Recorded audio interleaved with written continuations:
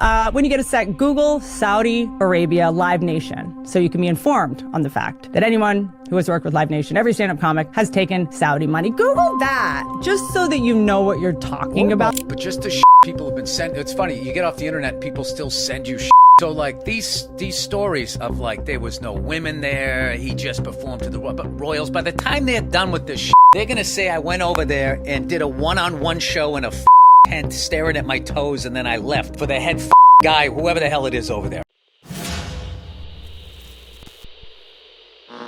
What up, what up? Welcome back to another episode of Zach Reacts. This time, we are getting into the Riyadh Comedy Festival. Everyone and their mother has had an opinion on the Riyadh Comedy Festival. My mother probably put something out about Riyadh. She doesn't even have a YouTube channel, but I guarantee you she had something to say about this festival because everyone did. So I figured, why not get in on the action? And I saw a video by the YouTube channel, The Comedy Historian. I have not watched this video yet, and I thought this would be interesting to get into. So I'm going to link the video that I'm reacting to. And without further ado, let's get into the Riyadh Comedy Festival. Let's see what's going on in the sheets.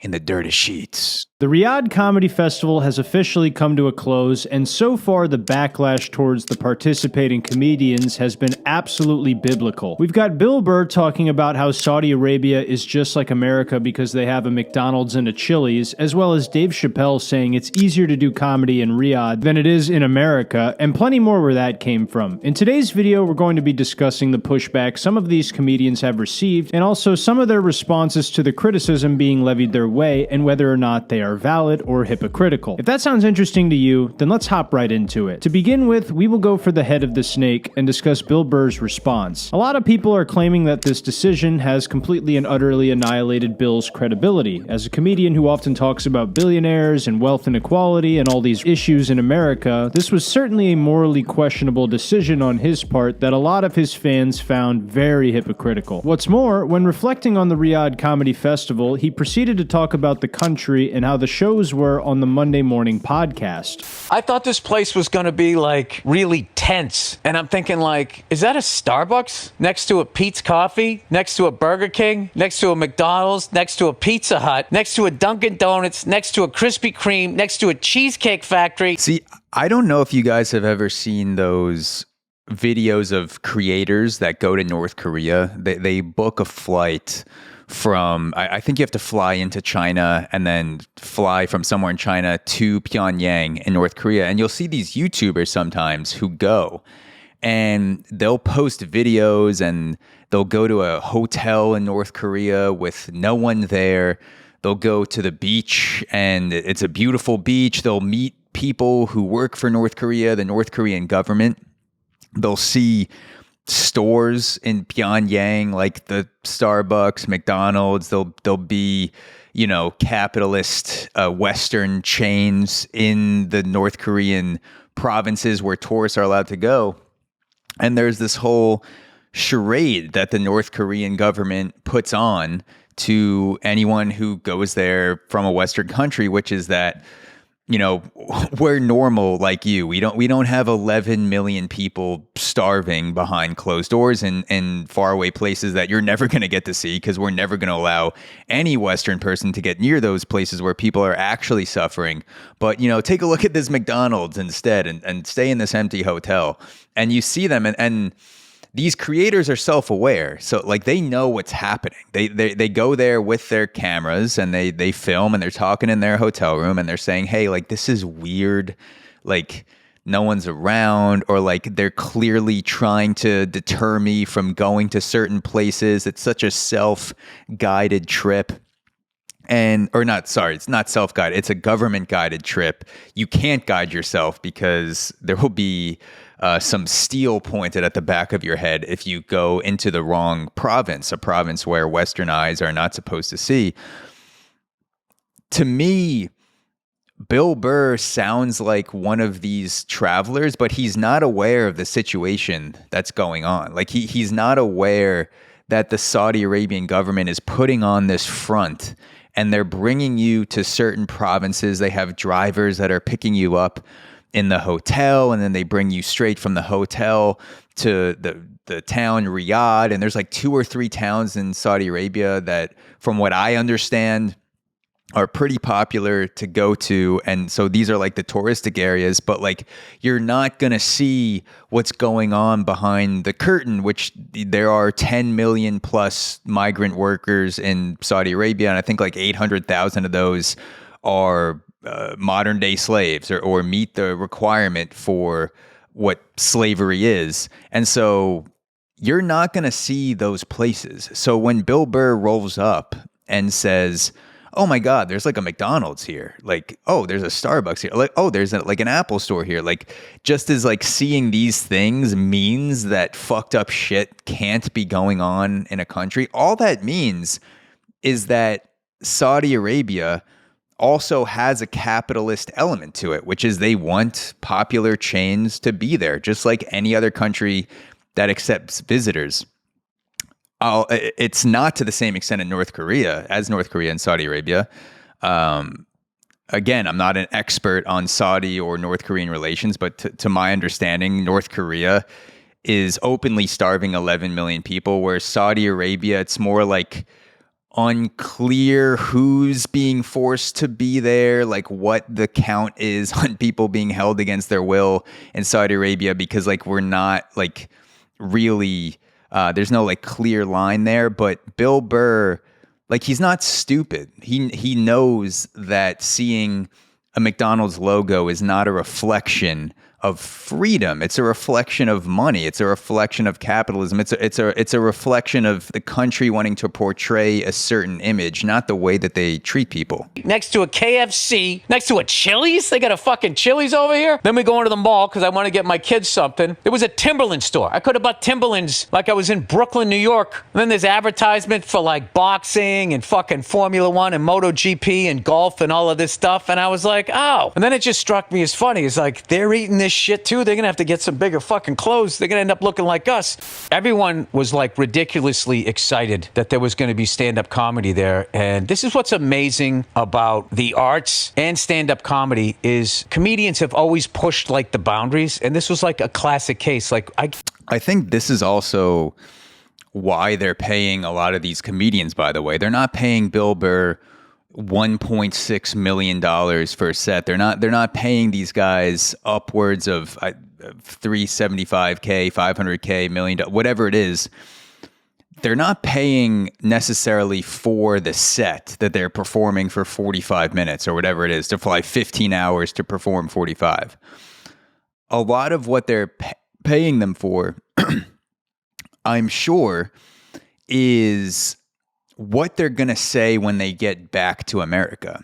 It's the propagandic response that Bill Burr may genuinely believe what he's saying. He may genuinely believe that, you know, oh, there's a McDonald's and there's a fucking Chick-fil-A and Saudi Arabia is just like America. And the Saudi government, in its mind, knows that, oh, our charade worked. We took these American comedians off a plane.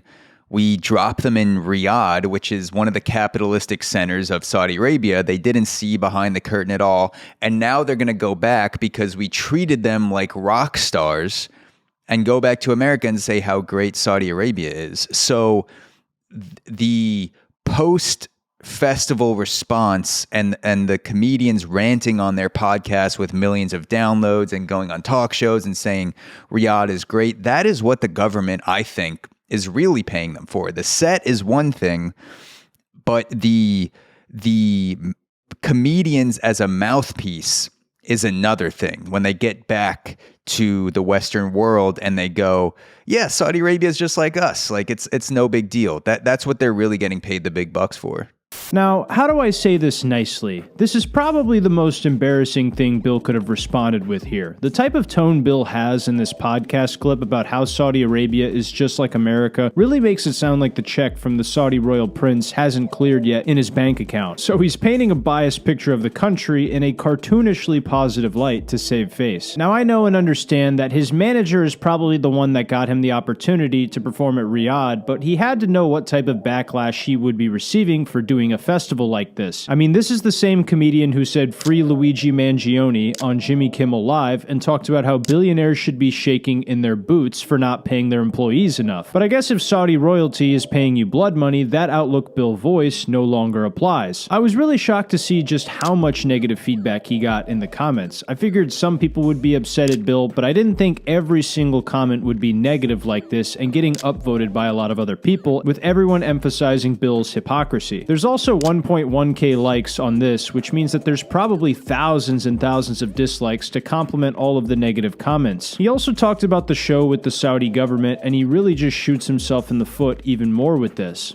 The Royals loved the show. Everyone was happy. The people that were doing the festival were thrilled. And yeah, it was just this great positive thing. And I got to tell you, just to be a part of that was fucking amazing. And the comedians that I've been talking to just saying like, dude, you can feel it. They wanted it. They wanted it. They wanted you to like the people want, like, you know, they go online and they see it and they want to like see real stand-up comedy. So it was a mind-blowing experience. Definitely top 3 experiences I've ever had. I'm still trying to process it.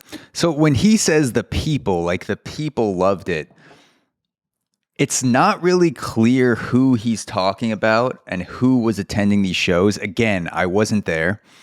I did do a little bit of research on how Riyadh and the arm of the Saudi government that controls the pop culture events that are going on. I looked into how they promoted it. And technically, they did put out tickets to the general public in Saudi Arabia, like $26 or something there that people could buy. Was this something that someone in Saudi Arabia could actually purchase that wasn't a hand-selected person that they wanted in the crowd? I don't know. Was Saudi Arabia putting the ticket sales online for the general public just like an optical thing so they could say, you know, this isn't just for the princes, this isn't just for the socialites, the elite to come and watch this festival in Riyadh. There's going to be the general public, people in Saudi Arabia who, you know, lived and grew up there, who are not part of the Saudi royal family. Is there a middle class in Saudi Arabia? I don't know. It seems like it's pretty much all like upper class and then like, you know, lower class migrant workers. Again, I don't know. I'm not claiming to be an expert in Saudi relations or Saudi geopolitics, demographics, but it's when Bill Burr says like the people loved it, he seems to have this sense that like, oh, and other comedians have given me this sense too, that they're like, oh, the Saudi people deserve to laugh. Like my fans, wherever I have fans, I'll go perform. Those people deserve to laugh. And it's like the average person watching your podcast on YouTube that happens to be in Saudi Arabia, I don't know if they were in the crowd that night.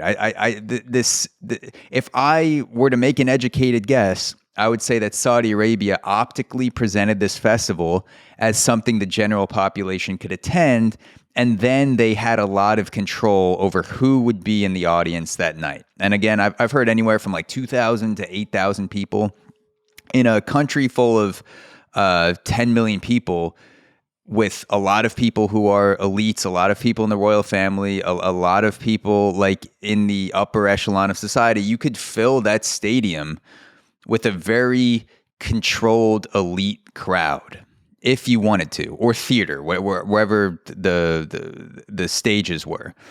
I would be very surprised if the Saudi government actually opened it up. Like, you know, I right now I could go online and buy a ticket to go see someone at the Cellar tonight in New York, or the Stand, or Gotham, and there's no restrictions. If I get a ticket to the show, I get a ticket. I could show up and attend the show.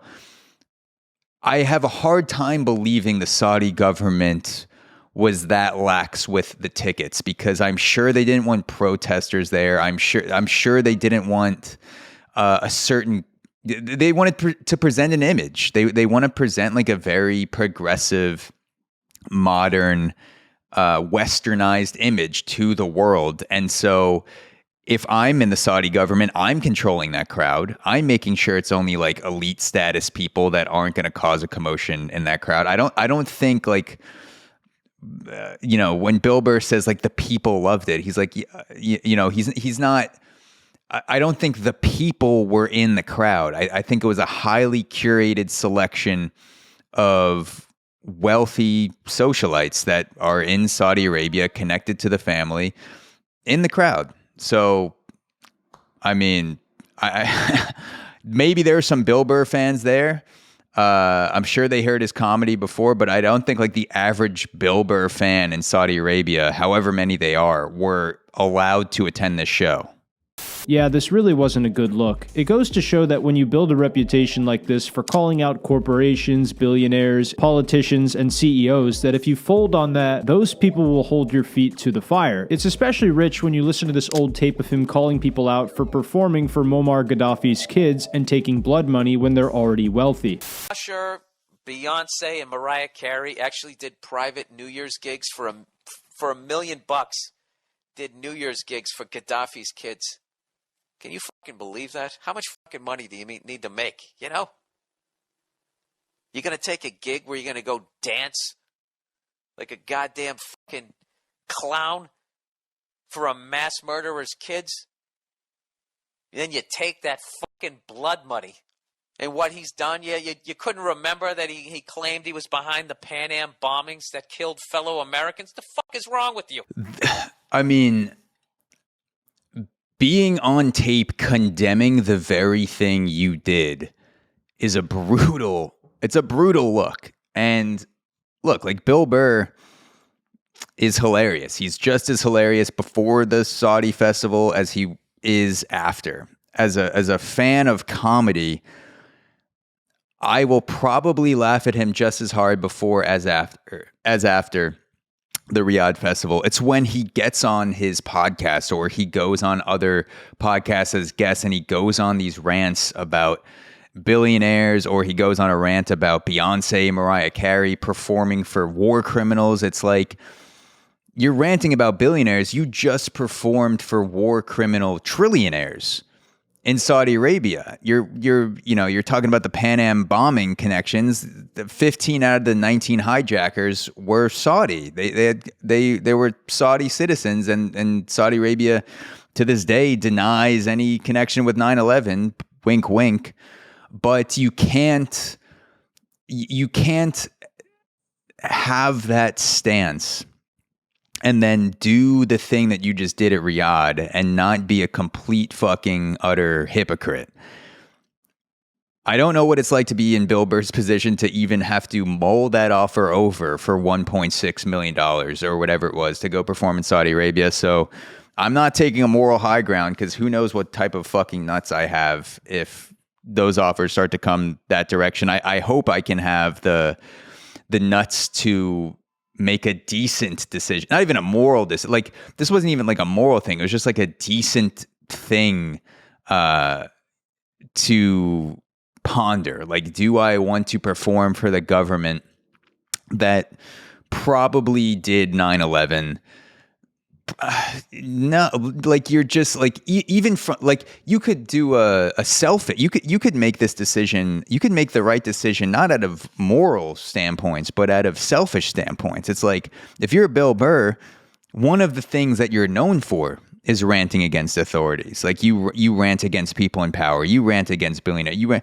So from a selfish standpoint, is $1.6 million really worth no one ever taking you seriously ever again for the rest of your fucking life? Anytime you're on a microphone not telling a joke.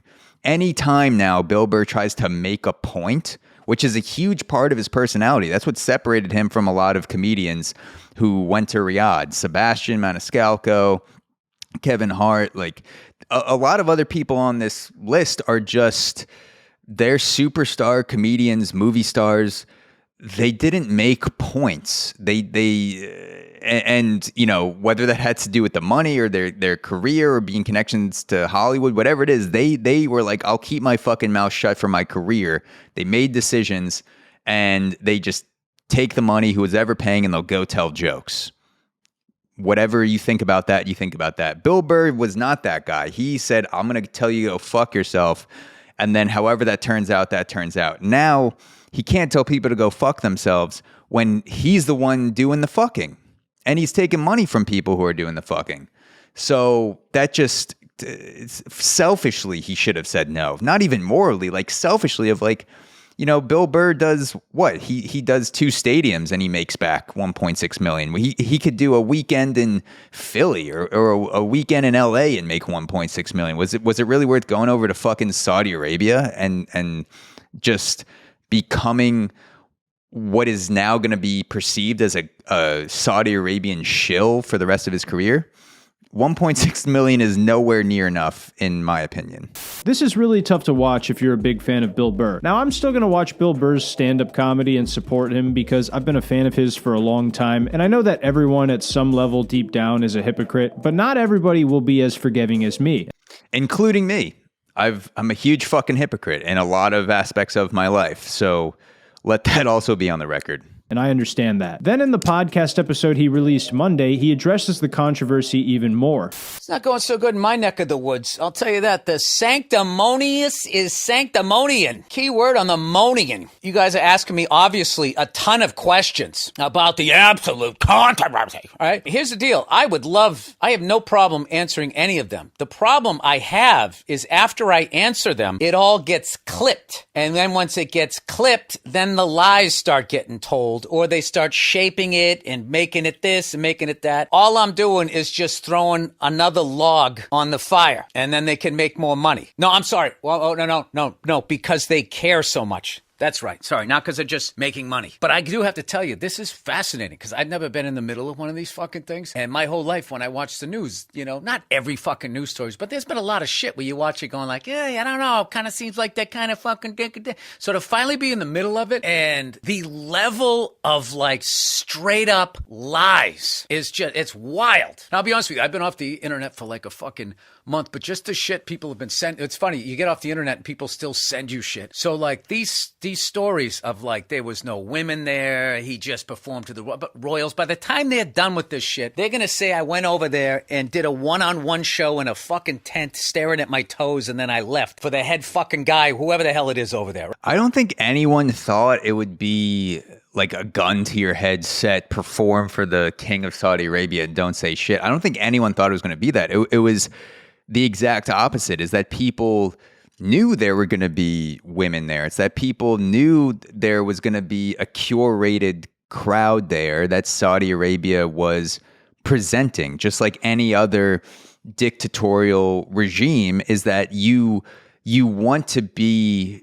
perceived as progressive because it gets a lot of Western countries off your back. It gives this perception that, you know, you're not as bad as, you know, people think you are. You don't have 800,000 slaves. Where are the slaves? I didn't see any slaves in Saudi Arabia. You know, when I was on this tour that went straight from the airport to the hotel to the city they wanted me to be in, and then I did, you know, everything I saw, I didn't see a single slave the whole time. And it's like you saw like 0.2% of the country. You didn't actually meet any of the general population, probably. And I don't think there's any fan of comedy or fan of Bill Burr that thought Saudi Arabia wouldn't put on a good show. It was that they saw what was happening. You see what happens in other regimes where they put on the show for the people, they put on the image, and then you have people like Bill Burr where they, you know, pull the wool over his eyes apparently. And they're like, oh yeah, the Saudi Arabia is not that bad, as if Bill Burr's experience of Saudi Arabia is the average person's experience in Saudi Arabia. which is nowhere near true. It was like, I have a hard time believing Bill Burr is this stupid. I don't know if they just paid him way more than has been reported to come back and just like spew this bullshit back in America of like, oh, Saudi is, the Saudi government's just like us. So I don't know. Right? I performed in an arena over there in the round. There was 8,000 people at the show. Whoever put together the comedy festival and everything, what it did for freedom of speech over there. It's pretty rich to hear Bill talk about people being sanctimonious. It's like, dude, don't you think you were a little sanctimonious when you said that billionaires and CEOs should be worried for their lives? I know I'm fitting the bill of people who are talking about this for views since I'm making content, but the people in the comedy YouTube space who've talked about it are simply covering the backlash he brought upon himself by being a bit of a hypocrite. So to try and avoid accountability, he defends his decision to perform in Saudi Arabia, but that's a really hard sell when you're the same guy who has spoken out about people taking blood money before. I do get a kick out of all the comments of people saying stuff like Billy Blood Money, Billy Billionaire, Billy Backlash. All these comments are fucking hysterical. In addition to Bill Burr, other comedians have faced backlash for the decision to perform at this comedy festival as well, but I think Bill got the worst backlash just because of the things he has said on record in the past. Yeah, like I don't really have problems or as much of a problem with some other comedians who have gone and performed there. Like I said, like a Kevin Hart, a Sebastian, a Louis C.K. These guys, to my knowledge, have not gone on diatribes about speaking truth to power and, protecting people's rights and doing the right thing. So Bill Burr kind of fucked himself by being the guy that speaks out on issues and also being funny, but a huge part of his career, again, is speaking on these issues, and shot himself in the foot because he built up this whole reputation, this facade that he really cared, that he had this connection to the average person who was going through a struggle, and then he just severed that completely when he accepted the money to go perform in Saudi Arabia. Like Louis C.K. recently defended his decision to perform at this festival by saying it was a great opportunity. He also said that the two stipulations to the festival were that you could not criticize the Saudi government and the religion of Islam. Louis proceeded to say that not only did he not plan on joking about those things, but that he was conflicted about it once the negative reception started to gain popularity in the cultural zeitgeist, and that he understood why people felt the way that they did. Now see, I think Louis actually had a decent response here. I know he's dealt with plenty of controversy in the last decade, but he hasn't been nearly as politically sanctimonious as Bill Burr has been lately when it comes to issues such as wealth inequality and rich people in America. He was a lot more political in the 2010s, but that has changed a lot since his cancellation. So I think it's a little easier for people to swallow this response from Louis than it would be from someone like Bill Burr. Louis also mentioned comedian Jessica Kirson, who went and performed there and received a standing ovation. However, apparently Jessica Kirson has expressed remorse for performing at the Riyadh Comedy Festival, according to this article from The Hollywood Reporter. She even vowed to donate the money she was paid by the Saudi government to a human rights charity. Now, I certainly don't think she has to do this, but I think most of the people who were disappointed with her will at least appreciate her willingness to put her money where her mouth is and give the money to a good cause. Even if you still think what she did is wrong, I think most people can respect that. We also saw Dave Chappelle make a statement about the comedy festival where he claims that it feels easier to do stand-up comedy in Saudi Arabia than it does in the United States of America, which is pretty wild to me. One of the reasons he gives is saying that if you talk about Charlie Kirk right now in America, you will get canceled, and that he's worried they're going to do— Well, it's easier to do comedy anywhere when you're Dave Chappelle at the moment, and I enjoy Dave Chappelle a lot. He's hilarious. He's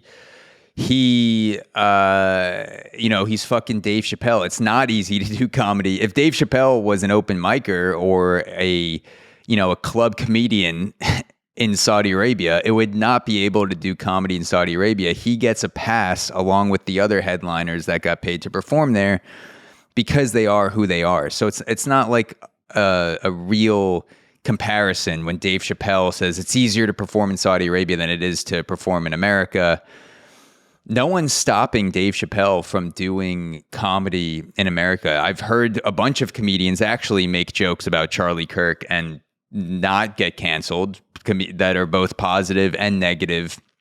with Charlie Kirk's image. So I don't know where he's getting the you make a joke about Charlie Kirk, you get canceled. But yeah, Dave Chappelle could perform on fucking Mars and get a standing ovation right now because he's fucking Dave Chappelle. So that means nothing. Do something that makes it so he can't say what he wants to say. I really find this laughable. Not in a good way either. Full disclosure, I'm a huge fan of Dave Chappelle, and I put him in my top 5 stand-up comedians of all time. But I still don't understand why he complains so much about cancel culture when he's consistently releasing Netflix specials, getting paid millions of dollars, and doing so while talking about whatever the fuck he wants. I do think that Dave Chappelle is kind of like the Taylor Swift of comedy at the moment because he's one of the biggest selling comedians, if not biggest selling comedian on the planet, but he constantly is talking about getting canceled. In Taylor Swift's new album, from what I understand, I have not listened to it in full, but she makes reference again to getting canceled and not being easy to be in the music industry when she's and I have no doubt that it's not easy to be in the music industry, but when you're the number one pop star music artist in the world and you're the number one comedian in the world, it falls on deaf ears when you're known as like the person who gets into cancel culture. So I don't know what it is. Like just be funny and put out good music. That's the best way to combat cancel culture, unless you want to be known as that person, is to just do the things, do the work, do the craft, and get better and better and better at it. And you could make the argument that, Dave Chappelle has fallen off since he's become obsessed with the cancel culture thing. His comedy just doesn't hit the same because he's like become obsessed with being canceled and having a voice, even though he's arguably the biggest comedian on the planet. People who come to comedy shows and get offended by jokes are idiots, but at the same time, if you're one of the greatest comedians in the world and millions of people hear what you say regularly, then you should expect some type of criticism from time to time. I think a lot of the journalists writing articles about guys like Chappelle are stupid too, but if cancel culture is making your job a little bit harder, then I think it's your job to find out how to get away with it. I think Anthony Jeselnik has a great opinion, probably the best take on cancel culture, and he even uses Dave Chappelle as an example for this joke. I think people want comedy to be dangerous. I want comedy to be dangerous. And if you can't get in trouble, it's not dangerous. Right. So complaining about cancel culture is just saying you want to take all of the danger out of it and you want it to be easy for you. Right. But I hate people complaining about cancel culture. I hate comics complaining in general. It's the second comedy boom. It's not going anywhere. People are making more money than ever before. And Dave Chappelle, who's won every award in the world, is complaining that cancel culture is making his job harder. It's like, your job shouldn't be easy. Right. If you're going to make that much fucking money, like, hey, maybe it should be a little hard. You know, I got no issue with that. I agree with that. I think that when people complain about cancel culture in general, they're holding on to the past zeitgeist. They're really saying there's these things that we used to be able to say, and we're not allowed to say them in that way anymore. So instead of doing the work to finesse the ball through the moving goalposts, which is, if you're in a creative space, if it's music, podcasting, comedy, whatever it is, if you're putting out content that has a message behind it or an opinion, the goalposts are constantly moving with culture. New people are being born every day. New generations come along. They look at things in different ways. And so as that is moving along, it is a skill to be able to say things in ways that people resonate with. And by complaining about cancel culture, all you're really doing is saying, I don't want to do the work of having to put the ball through these moving goalposts. I'm still aiming at this goalpost that no longer exists anymore. And people, it's not that they're getting canceled. People see that and they're like, oh, like, that's hack. Like, what are you doing? Or like, that's fucking cringe. And the actual goalposts of 2025 are over here, and you could do the work and you could like get more in touch with pop culture and get more in touch with people want to hear and get more in touch with yourself.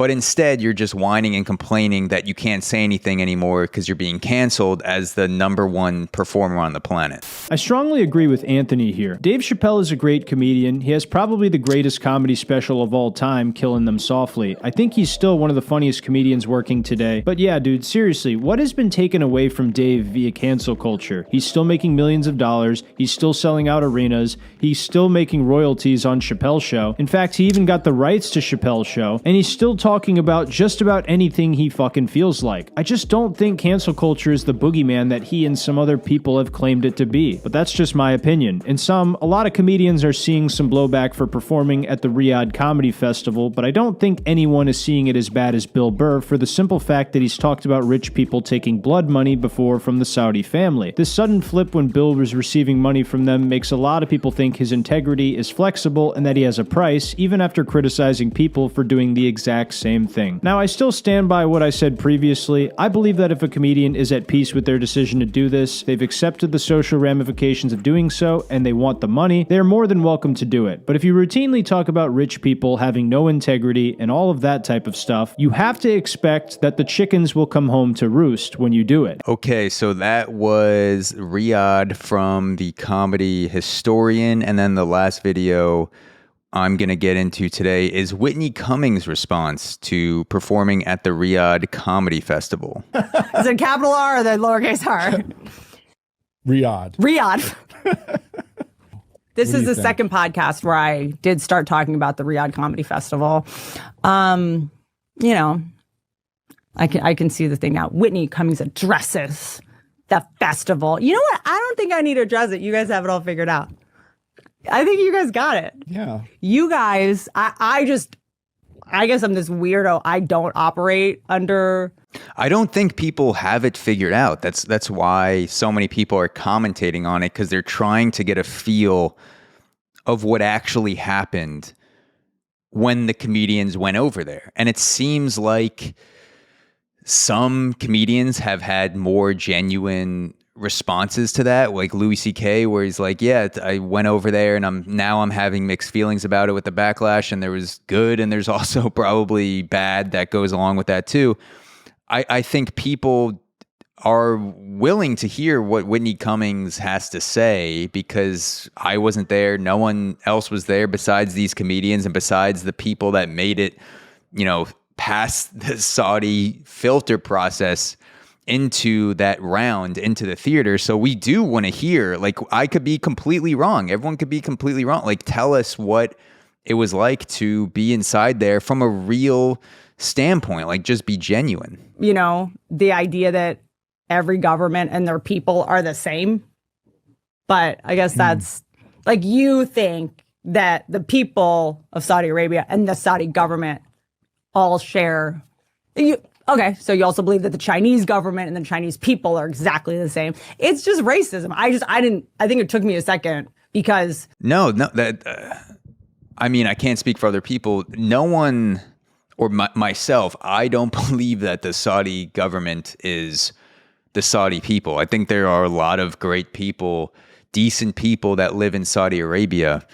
The problem is that it's unclear who is actually being performed to. Who are these 8,000 people? What was the general population actually allowed to go to the show and laugh? Or were you just performing for consulates and princes and sheiks and people that were hand selected by the Saudi government that are probably elites that aren't going to make any noise? That no one thinks that the Saudi government is the Saudi people. No one think, like, the CCP is not the average Chinese person. No one thinks that when they're traveling, unless you're delusional, apparently. It's more of like, we want to know like more insight on who was actually there, and will you actually be truthful about it, and will the Saudi government be truthful about it? Because this whole thing is like a mirage. It's like a facade. Like, what actually, no one actually knows besides these comedians at the Riyadh Comedy Festival. And it seems like everyone is dedicated to saying, like, it was normal as possible. And it, like, everyone, we were performing for the people, and it's like, what people? Like, did you actually try? Like, what did you see? Like, be open about it, be honest about it, or can't you because of things you may have signed or money you may have taken? When people are going like, oh, you're doing something unethical, I'm like, oh, these must be ethical people. Let me listen. And then you're like, oh no, you're just racist. But these are also, by the way, the same people that would. No, I'm not an ethical person. I can be a piece of shit. I've done some bad thing. I'm purely just commentating for, it's an interesting thing in pop culture that's going on, and I want to comment on interesting things that are going on my YouTube channel. People that would go like, Trump's not my president. I'm nothing like our government. But other countries are. Just because I'm not exactly sure what she's saying right now. Because you don't believe in comedy, it doesn't mean other people don't. People are like, oh, you sell out. I love when a Nepo baby tells comics who grew up poor that they're sellouts. People whose dads have points on huge television shows are like, I have a backup plan, a trust fund. You're a sellout for making money. Comics have been doing rants about it. She's not actually addressing the point. Also, there's a lot of people who aren't Nepo baby Hollywood industry people that are criticizing Whitney Cummings. There's just like normal people with YouTube channels or podcasts that are criticizing comedians that have no connection to Hollywood. Also, I don't know, like people are saying that it's immoral. That's the argument, that it's immoral to take money from the Saudi government to perform in Saudi Arabia at a controlled comedy festival and whitewash the image of Saudi Arabia through this like progressive modernized lens that doesn't actually exist in Saudi Arabia. That's the argument. Not that there's nothing about like Nepo. I'm not sure what being a Nepo baby or having money criticizing the Riyadh comics has to do with anything. By the way, any comic who has ever worked with Live Nation, which is all of them, has taken Saudi money. But keep with your little rants. A comic tried to imply that it was hypocritical that I went because I did a special about sexual harassment and stuff like that. It was like kind of during the Me Too movement. And it might be a compelling argument if it wasn't someone who was just bummed that they weren't invited, because he also believes he deserves 72 virgins. Maybe it's that. I mean, if she did a special about the Me Too movement and sexual harassment, and then, she went over to perform for a government that just allowed women to drive in 2018 or whatever it was. And I think sexual harassment just became illegal a few years ago too, which, credit to Saudi Arabia. They're making changes, 60 years late, but, there's some changes going on. But yeah, it doesn't look the best when you've made a special or you've made statements about the Me Too movement or you've been a champion of women performing for the Saudi government and Saudi elites and Saudi consulates. Again, I think it would change my opinion on this whole thing if Saudi Arabia came out and there was like proof that the general public could buy these tickets that apparently were on sale for $26. I just looked that up the other day and I was like, oh, that's interesting. If this is actually true, like the Saudi people opened it up to people, the Gen Pop, I could see an argument for like, yes, Saudi people deserve to laugh. But when you're talking about the government who's using this festival to whitewash the image of Saudi Arabia, that argument gets harder to make. So I'm not sure, like no one is exactly sure who was in these seats. Like we've seen the consulates, we've seen the Saudi family, like who else was there? And I think that would also like help or hurt the argument that these comedians are making. Maybe it's that. As always, thank you for listening. When you get a sec, Google Saudi Arabia Live Nation so you can be informed on the fact that anyone who has worked with Live Nation, every stand-up comic, has taken Saudi money. Google that, just so that you know what you're talking about. A ticket. There are gradations to things, though. Like, there are levels to shit. This is like when people, like if someone's making an argument about sex trafficking or child trafficking, and then someone's like, oh, but you have an iPhone, and those were probably made by, you know, a tiny Chinese kid working against their will in an Apple factory in China. It's like, you got me. I have an iPhone. I have given money, no doubt, in my life to technology that has at one point, or maybe even still today, employed children against their will. I'm not saying I didn't. But there's levels to the shit where you are, you know, buying a ticket through Live Nation as an average person, or getting a cell phone versus accepting $1.6 million to go perform for the Saudi consulate. There's a lot of steps in between those. Those are not one in one. Those aren't on the same level or the same side of the Venn diagram. There's a lot of steps in between that you have to get to, from, you know, buying a ticket to the Brooklyn Mirage to accepting 1.5 mil to go perform for the Saudi prince. There's a lot of levels in between. A ticket through Live Nation. Or bought a ticket through Live Nation, went to a Live Nation event. All the actors who are represented by William Morris Agency, which is all of them, if you want to send them notes too. How could you, a woman on stage, agree to perform where they don't let women on stage? It's I'm gonna try you know to what get it the is. math right on that. This is No one said that Saudi Arabia doesn't let women on stage. It was that Saudi Arabia allows for the treating of women like shit in general, with abuse, with having to ask your husband to leave the house, with having to, you know, not being able to drive, basically like not being able to be an autonomous woman in Saudi Arabia. That's the argument that people are making. Also, women in Saudi Arabia are not Whitney Cummings. So you can't hold a one-to-one to the average woman in Saudi Arabia's experience to the average, you know, the experience of Whitney Cummings. You are not, I don't know like how many times I have to say this, you're not treated the same as a Western celebrity or even a Westerner. Like if I go to Saudi Arabia as a white dude walking around, I'm going to be treated differently than the average person who grew up and lives in Saudi Arabia. Same thing. If I go to China, if I flew to Pyongyang in North Korea, I'm going to be treated differently because they're like, oh, this dude speaks English. He sounds American. He's from the West. Like, I'm not even a celebrity, nowhere close. But they want me to go back and, you know, tell my small corner of the world, like how progressive Saudi Arabia is and how progressive Pyongyang, and like, oh my God, there's a McDonald's and it's not that different. And they brought me to the sick hotel and this beach and, you know, this event. And there's a Converse store. I bought some sick Chucks for my cousins while I was in Riyadh. It's like that. It's not a one-to-one thing. Like you can't compare your experience. Like if I went to Saudi Arabia and I came back and I was like, I don't know what people are talking about. Like slavery? Like no one tried to fucking put chains on me. No one beat the shit out of me. No, like I know that.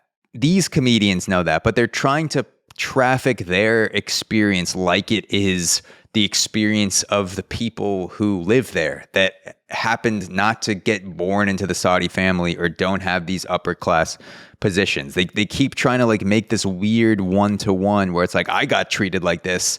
It's like, this is the general population. It's idiotic. This is Statement, but regression of the highest order. they don't let women on stage. No. How could you go? How could you? How could you do this? And, you know, how could you? How could you and how could you? And also, How did it work? look, I'm trying to help you sound less racist. Also, if you would like to, don't buy it. I don't want your blood money. I did write a chapter in my book about when I went to Dubai. You guys would know how to pronounce it. You tell me, how do you pronounce it? I'm so ignorant. I'm not sure what the racist part of the argument is when she's like, people sound racist. I'm not sure what, I haven't heard a racial argument for the Riyadh Festival. Ignorant, I don't know. That how do you go? Oh, here we go. I wrote a whole chapter about when I performed in the Middle East 10, 12 years ago. You guys were mad at me then, not sure why. But I explained how I went to the Middle East and learned how toxically ignorant I was about the Middle East, and how the biggest takeaway was how to separate the people that live in a country from the government. Far be it from us to have a journalist murdered. Also, the same people who are like, if they found out a Fox journalist was murdered, they would truly throw a party. Yeah. Larry Ellison bought CBS and Paramount. Also? His son. All right, so I guess that concludes her rant on Riyadh. Thank you guys for listening to this episode of Zach Reacts. Again, I'm reacting off the cuff. I'm not a geopolitical expert. I could be completely wrong about the reality behind what happened in Riyadh. I'm doing my best educated guess by the resources that are out there, the comedians, the light research that I've done. But again, this is like a true reaction, so I'm going to get shit wrong. With that being said, thank you for tuning in, and I will see you guys next time.